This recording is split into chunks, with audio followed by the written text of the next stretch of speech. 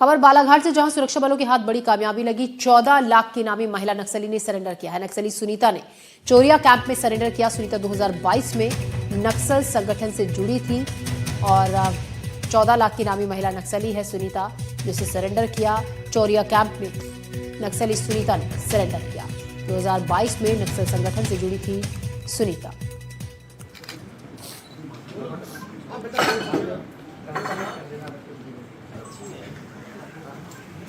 यानी ये ACM rank की महिला है सुनीता, बीजापुर की रहने वाले हैं। ये कल चोरिया चौकी में आई थी और इन्होंने सरेंडर किया है।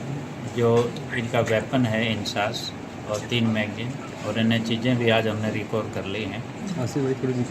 और इससे एक तरह से जो बाकी लोगों में जो बाकी नक्सल काडर है उनका भी भ्रम दूर हो जाना चाहिए।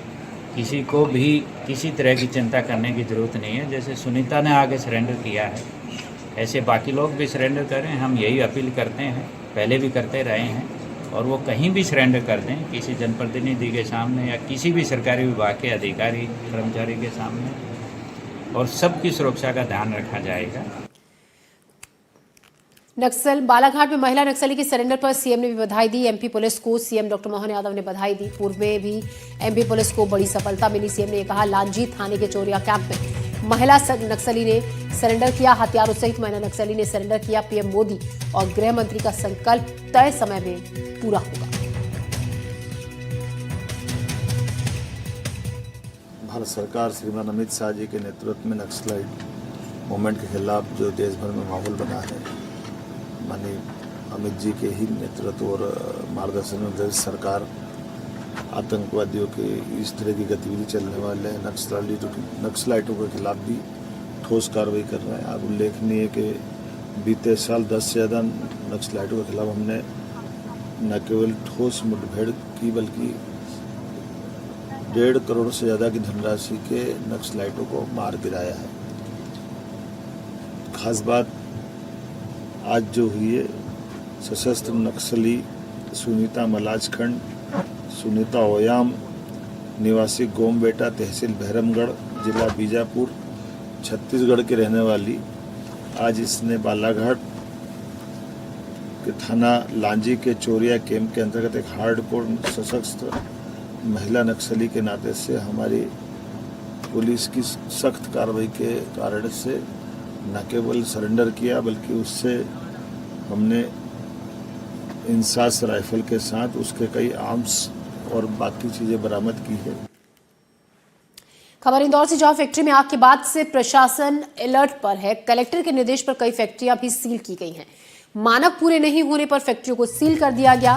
प्रशासन ने टायर गोदाम, पेंट फैक्ट्री को सील किया है। एसिड फैक्ट्री भी प्रशासन ने सील कर दी है। तो लगातार होती आग की घटनाओं के बाद से ये चेक किया गया, जांचा गया कि जो भी कंपनी मानक का पूरे नहीं कर रही है, तय मानकों के मुताबिक जहां पर व्यवस्था नहीं है उनको सील कर दिया गया है। क्योंकि आग लगने के हादसे लगातार बढ़ रहे हैं। एसिड फैक्ट्री को सील किया गया है, पेंट की फैक्ट्री को सील किया गया है और टायर फैक्ट्री भी सील की है।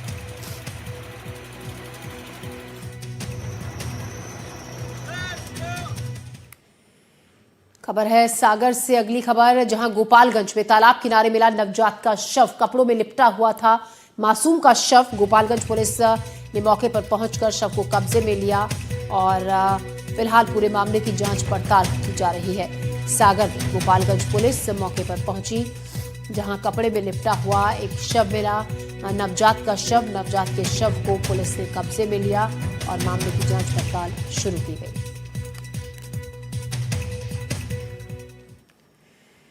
रायसेन जिले में किसानों की मांगों को लेकर प्रदर्शन किया गया। आपको बता दें, कांग्रेस कार्यकर्ताओं ने पराली के निस्तारण के लिए किसानों को जरूरी उपकरण दिलाने की मांग की। साथ ही किसानों को समय पर खाद दिए जाने की भी मांग की है और एसडीओ को कलेक्टर ने ज्ञापन भी, कलेक्टर के नाम एक ज्ञापन भी सौंपा गया है। उचित खाद भंडारण सुनिश्चित किया जाए। बल्कि मुझे जरूरत कितनी है, 1 एकड़ में ऐसे जाएंगे तो ऐसे तो बहुत कहा है कई बार होता है कि जैसे आप लोगों के अधिकारी जाके खुद खेतों में बनाए तो नहीं है, लेकिन अब वो पराली जल रही है और सेटेलाइट से अगर वो केस बन जाए किसान को पता ही नहीं चलेगा। वो सैटेलाइट के द्वारा उनका केस बन जाएगा, तो इस पर विचार जरूर करें। यहाँ से जाएंगे तो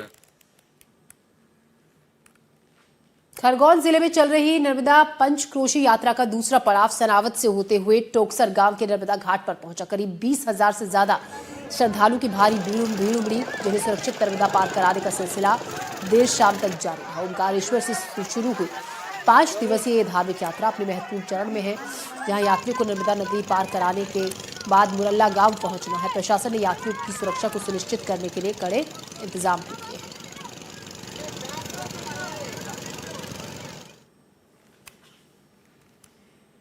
छत्तीसगढ़ राज्य को 25 साल पूरे हो गए और इसी कड़ी में प्रदेश भर में कई भव्य कार्यक्रमों का आयोजन हुआ।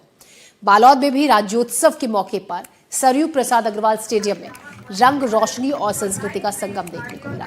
इस आयोजन में विभिन्न विभागों की प्रदर्शनियों में राज्य की उपलब्धियों को दिखाया गया।